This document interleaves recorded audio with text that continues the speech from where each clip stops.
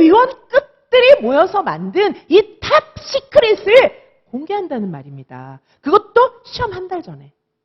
자, 선생님들, 이 말이 무슨 말인지 해석하실 수 있으시겠습니까? 이 탑 시크릿을, 그것도 대학 교수진들이 모여서 만든 문제를 선생님들께 다 드리도록 하겠습니다. 가부좌 틀고 앉아서 유아유명 수험계의 신선이 되고 싶으십니까? 장수생 신선으로 남고 싶으십니까? 그렇다면 가부좌 틀고 양반다리하고 앉아갖고 옛날에 조선시대 때 과거 응시하던 방식으로 계속 하늘천 따지 책 넘겨서 보고 계십시오. 그러면 장수생으로서 유아유명 수험가의 신선이 되실 것입니다. 저는 정말 마음 아파요. 그러지 마시고요. 4차 산업시대에 맞는 정말 지금 현재 트렌드에 맞게 시험 공부하시기 바라겠습니다. 자, 그 트렌드를 알려드리도록 하겠습니다. 합격선 추이와 점수 전략을 수립해 드리고요. 그 다음에 연도별 합격선 변화도 분석해 드리도록 하겠습니다. 연도별 합격선 변화를 분석해 드리고 그 다음에 영역별 득점 전략, 고득점을 위해서 공부를 어떻게 해야 되는지 이거 자세히 알려드리도록 할게요. 자, 보시면 자 유아유명 커트라인 변화부터 좀 보시겠습니까? 자, 여기 보시면 1차 평균, 2차 평균이 나와 있죠. 근데 2차 평균은 지금 10년째 안 변하고 있어요. 어떻게? 90점 이상. 자, 2차 평균은 10년째 안 변합니다. 다 90점 이상이에요. 그러면 우리는 어떤 시사점을 얻을 수 있습니까? 1차 끝나자마자 곧장 2차에 매진해야 된다. 1차 합격의 기회를 어렵사리 얻었다면 이제 무조건 고득점 해야 최종 합격하는구나. 그걸 기억하셔야 되겠습니다. 자, 1차 평균은 좀 가감이 있었습니다. 와, 옛날에 너무 좋죠. 막 이런 점수가 있었어요. 60점대에서 막 합격하고 이랬는데, 자, 2021, 2020, 2022 이때 보면은 2022가 특히 이제 좀 점수가 낮았는데 이 이후에는요 점수가 이렇게 올라갔어요. 자, 이제는 80점 이상이 돼야 붙는다. 평균이 1차 평균이 전국 평균이 83점 정도 됐다. 자, 그런데 2차는 계속 레귤러하게 계속 90점 이상이다. 자, 이거를 좀 기억을 해주세요. 자, 이런 거를 보신다면은 전국 평균 커트라인이 지금 이렇다는 얘기거든요. 자, 선생님들, 우리는 반드시 1차 끝나고 나면 2차에 매진해야 되고 1차 컷은 이렇게 높아졌습니다. 자, 경쟁률 보시면 2025 유아유명은 역대 최저의 경쟁률을 기록했어요. 자, 주목할 만한 점 다시 한번 말씀드리면 합격의 최적의 기회입니다. 2025 유아유명은 합격의 최적의 기회예요. 그래서 사상 최저를 기록했기 때문에 전국 평균이 약 15대 1의 경쟁률이에요. 지금 현재. 그렇지만 1차 시험에서 1.5배수를 선발하기 때문에 1차 실질 경쟁률은 한 10대 1이다. 이보다 훨씬 낮아서 한 10대 1 정도다. 아까 표 보셨잖아요. 그렇죠? 자, 2차 시험은 굉장히 안정적입니다. 2차 시험의 안정성. 자, 1차 시험에 비해서 2차 시험은 변동이 적어요. 어떻게? 90점 이상.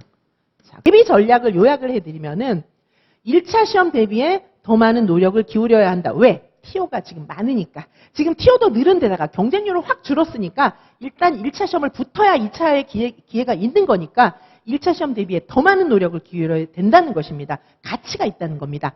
그리고 2차 시험도 90점 이상을 목표로 해야 돼요. 그러니까 1차 딱 끝나자마자 오시면 돼요.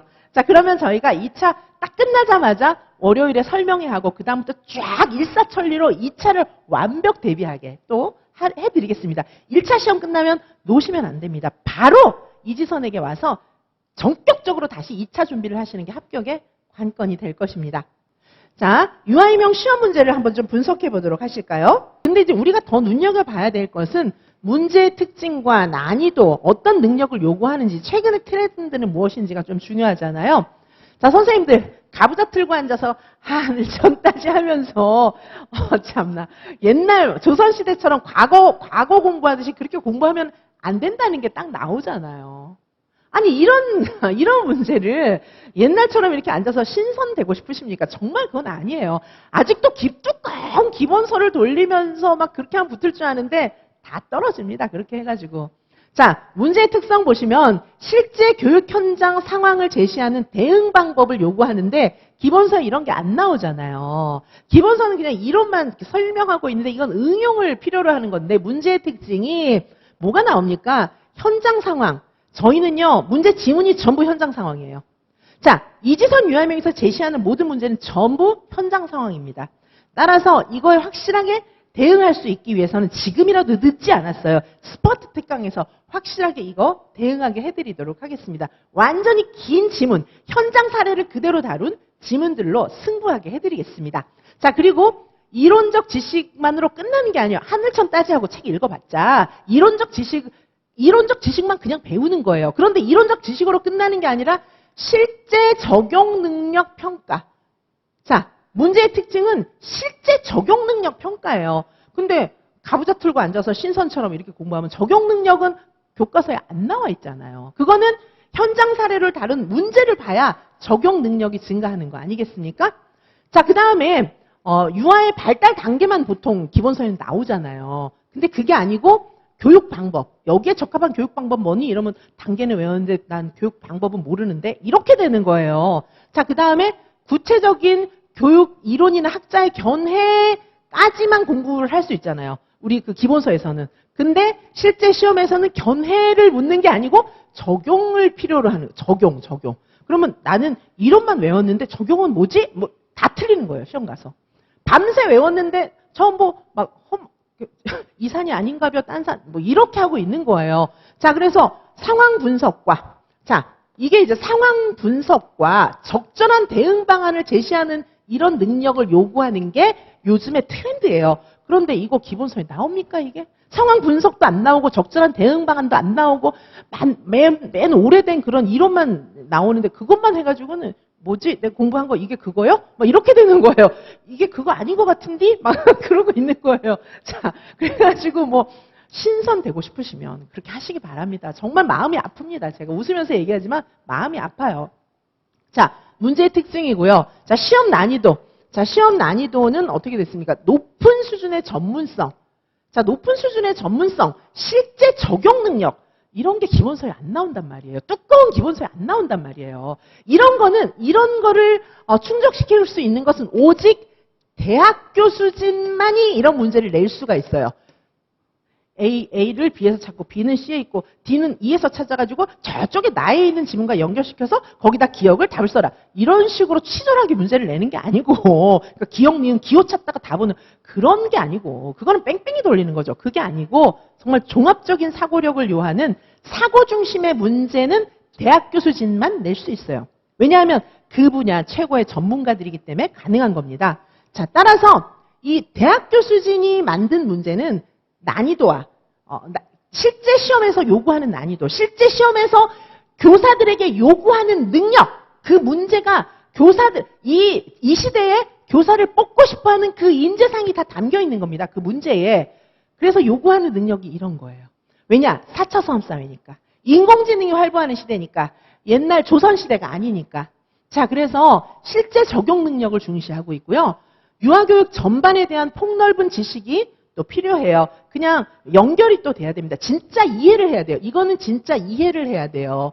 이거는요, 단순 암기로는 될까요? 안 될까요? No, 절대 안 됩니다. 뜻도 모르고 막 외우는 거예요. 뜻도 모르고 외우는 거는 이제 강아지 훈련시킬 때 보통 그렇게 하는 건데, 선생님들은 존귀한, 정말 신의 형상을 따라서 이렇게 만들어진 정말 훌륭한, 존귀한 그런 존재잖아요, 선생님들은. 근데 강아지 훈련시키듯이 뜻도 모르고 그냥 외우라고 하면 어떡합니까? 그건 말이 안 되는 거예요.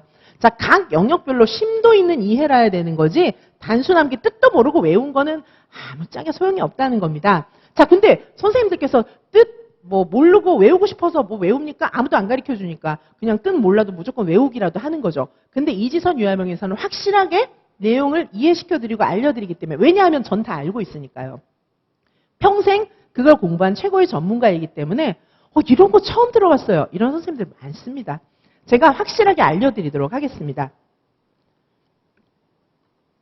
그리고 유아의 개별적 특성을 고려한 맞춤형 교육 방법 제시, 이런 능력을 다 평가하는 거예요.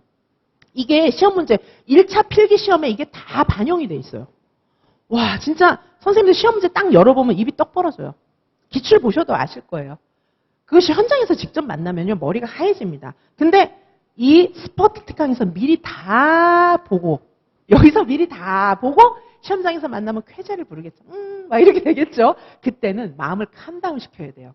차분함을 유지하면서 막 너무 신나지만 캄다운 시키면서 문제를 푸는 것이 저희 이지선 유아일명의 역대 합격생들의 가장 시험장에서 많이 노력한 부분이 바로 그 부분이에요. 여기서 막 흥분하면은 안 되니까 캄다운, 쫙 평정심을 유지하는 거. 그게 이지선 유아일명에서 가장 선생님들에게 마지막에 당부하는 점입니다.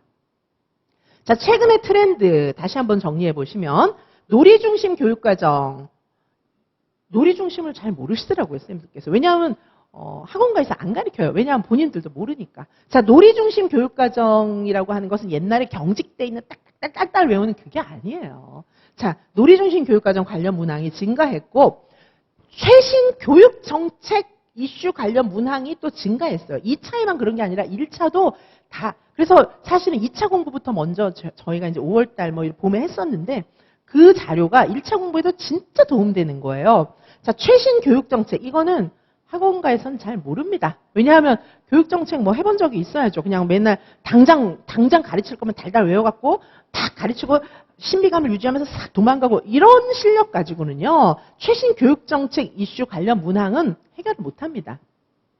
신비감만 유지해갖고는 안 되는 거예요. 왜냐하면 교육 정책을 모르니까 그러는 거예요. 요거 딱 외웠는데 딴 거 질문하면 큰일 나니까 이제 신비감을 유지하는 거죠. 그런 거거든요. 저는 선생님들하고 새벽까지 만나서 막 울고 웃고 뒹굴고 선생님들이 1대1로 저한테 질문한 거 싹 다 알려드리잖아요. 그거는 자신 있으니까. 최고의 전문가니까. 자, 그래서 저는 최신 교육정책 관련 이슈 말만 하십시오. 제가 얘기한 대로 싹 다 적중하지 않습니까? 정책도 뭐 모집 인원, 뭐 유보 통합 이런 거 제가 얘기한 대로 다 적중하잖아요. 그거는 최고의 전문가이기 때문입니다. 자, 서술형 문제 비중이 증가하고 있다. 이 점을 반드시 기억해 주시기 바라겠습니다. 서술형 문제 비중이 증가하고 있습니다. 자, 이거를 다 대비하려면 기본서만 보는 신선공부법, 이걸로는 안 됩니다. 가부좌 틀고 앉아서 기본서만 돌리고 있는 신선공부 방법으로는 장수생 기법 갖고는 안 되는 거예요. 자, 어떻게 해야 됩니까? 4차 산업사회. 이 지금의 트렌드, 지금의 출제 트렌드에 맞게 하려면 진짜 대학교 수준이 출제한 그 지문, 적용, 현장 사례가 잔뜩 들어있는 그 고급 사고력을 요하는 그 문제들로 트레이닝을 하셔야 실제 시험장에 가서 울지 않는 거예요. 자, 마지막 기회입니다. 시험이 지금 얼마 안 남았지만 또 충분히 남았어요. 이 시간 동안에 이지선 유아일명에서 제공하는 스포트 특강과 함께 하시면서 저에게 개인 과외를 받으신다면 선생님은 이제 마지막으로 확실하게 대비하고 시험장에 들어가실 수 있어요. 아직 늦지 않았습니다. 자, 대비 전략 말씀드리겠습니다.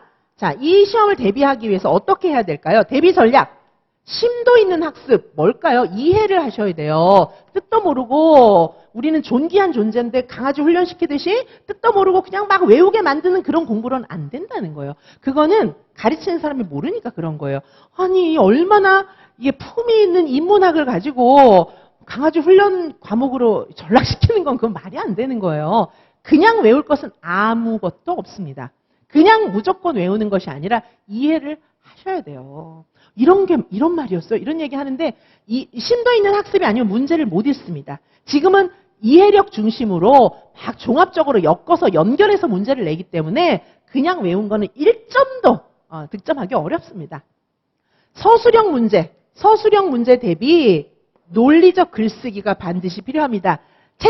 채점위원들도 굉장히 전문가들이고 그들의 한 그런 행위에 대해서 전문성에 대해서 책임지는 책임성 있는 자리가 채점위원이고 한국교육과정평가원은 우리나라 최고의 출제기관입니다. 따라서 한국교육과정평가원이 그렇게 날림으로 지어진 국가기관이 아닙니다. 채점 대충 해가지고 많으니까 대충 해. 그런 기관이 아니에요. 한국교육과정평가원은. 그리고 채점위원들도 그들의 전문성, 이름을 가지고 책임성 있는 채점 행위를 하는 겁니다. 그렇지 않으면 그 소송이나 이런 거 다 어떻게 감당하겠습니까? 소송이 아니더라도 책임이 있어야죠. 자, 그래서 서술형 문제 대비 논리적 글쓰기 연습을 확실하게 하셔서 채점위원들이 답을 읽어봤을 때 무슨 말인지 알아야 되는 거예요. 아니, 무슨 말인지도 모르는 거를 맞다 해주고 틀렸다 하고 이렇게 하겠습니까? 그거는 넌센스예요. 우리나라는 선진국이지 후진국 아닙니다. 자, 따라서 아니 그렇게 학계에서 그렇게 사기꾼처럼 그렇게 안 합니다. 자신에게 주어진 일은 철저하게 감당하는 것이 우리 유아교육계의 전문가들의 품이고 태도이고 한국교육과정평가원의 위상을 반증하는 것입니다. 상식적으로 생각하세요. 지금 요즘 같은 세상에 뭐 채점할 거 많다고 대충대충 뭐 키워드만 보고 대충대충 말도 안 되는 걸 맞다 해주고 그런 게 가당키나 합니까? 그거는 말이 안 되는 거예요. 따라서 논리적 글쓰기 연습이 반드시 필요하고요. 자, 그 다음에 최신 교육 동향이나 정책 변화를 숙지하셔야 돼요. 이거는 제가 다 알려드려요. 왜냐하면은 시험 문제 이걸 다 반영하는데 수험가에서 그냥 뭐 단순하게 그 내용만 그냥 오늘 가르칠 것만 하고 외워가지고 이렇게 알려드리는 분들은 이 교육 동향을 몰라요. 유아교육과 국가교육과정이 뭔지도 모르는데 국가교육과정의 의미 자체를 모르는데 어떻게 최신 교육 정책의 동향을 알 수가 있겠습니까? 자, 따라서 이지선 유아임용 대학교 수준이 제시하는 이 방향이 아니면 선생님들은 이런 정책의 방향을 숙지할 수가 없어요. 이거는 곧 출제 방향 그리고 문제, 구체적인 문제 지문 이런 거하고 다 관련이 있는 거예요. 자, 이런 거를 알려드리기 때문에 출제 방향이나 문제 지문을 거의 그대로 드린다고 보셔도 크게 오해는 아닐 겁니다. 자, 실제 교육 현장 사례 중심. 자, 전부 사례 중심 지문이잖아요. 이렇게 해야 합격하시는 거예요. 자, 그 다음에 이론과 실제를 연결하는 통합적 학습 접근이 필요한데 이거는 기본서만 봐서는 죽었다 깨나도 안 된다는 거죠. 100번을 뒹굴어도 안 된다는 거예요. 자, 그래서 이거는 대학교 수준이 출제한 현장 사례 중심의 고급 사고력 문제가 아니고는 이런 문제를 해결해낼 길이 없습니다. 이지선 유아임용에서 제공하는 스퍼트 특강, 여기서는 이러한 내용들을 자세하게 알려드리도록 할 것입니다.